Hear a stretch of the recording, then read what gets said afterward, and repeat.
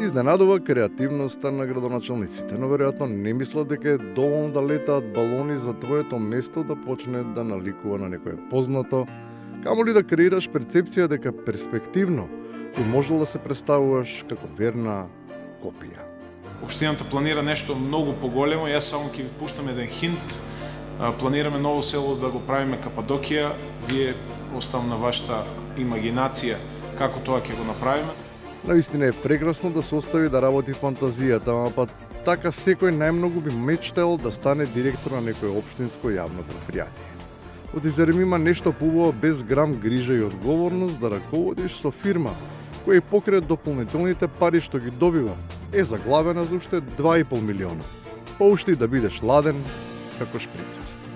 Ако фирмата не преценуваше 5 милиони денари субвенција за ликвидната пари за плати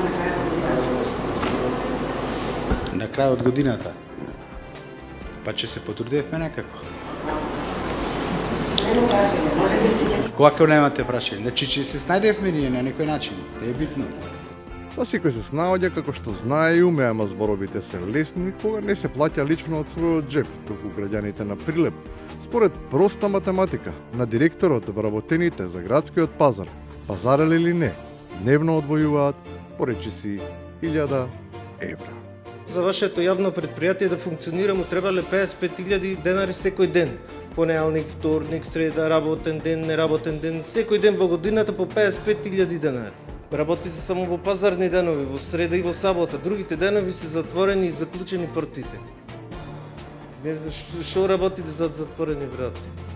А кога за тие врати се прават кадровски шеми со кои се сака да се изигра некоја своја партиска комбинација, се случува општ хаос предизвикан од председателот на Советот, кому му фалат гласови, па и по 3 дена заседавање не може да изврши нарачката.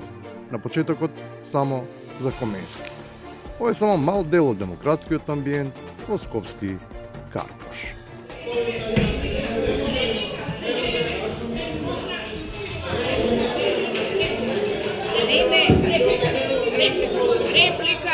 Реплика.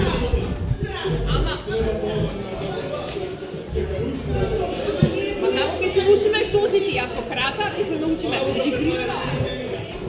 За разлика од Христо, кој дозволува ваква дебата во Гевгелија, председателката има проблем со фреквенциите на своите советници, особено ако тие се обидуваат да ја начнат светоста на градоначалникот.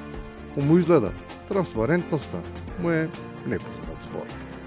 Одговорете зошто градоначалникот е отсутен на оваа седница. Ќе ве замолам најучтиво и културно тонот на вашето обраќање кога ќе бидете на говорницата да го снижите. Појачени сте со микрофона и на сите ни се слуша. Какво е тоа обраќање? Какво е тоа обраќање, колега Тодоров? Пауза од 5 минути. И на крајот, како што Ново село сака да биде Кападокија, така и Битола сака да личи на Скопје. Сите граѓани во овој град ја сакаме зоолошката градина, но ќе беше многу поинтелигентен потек ако купевме слон или жирафа за нашата зоолошка градина, а не копитари и не гмизавци. Кој знае што е глупо, а што паметно, но ако се знае дека папкари се магарињата, а влекачи змиите, тогаш тој што решавал што да купи, бил исправен пред тешка дилема, и немал некој голем избор.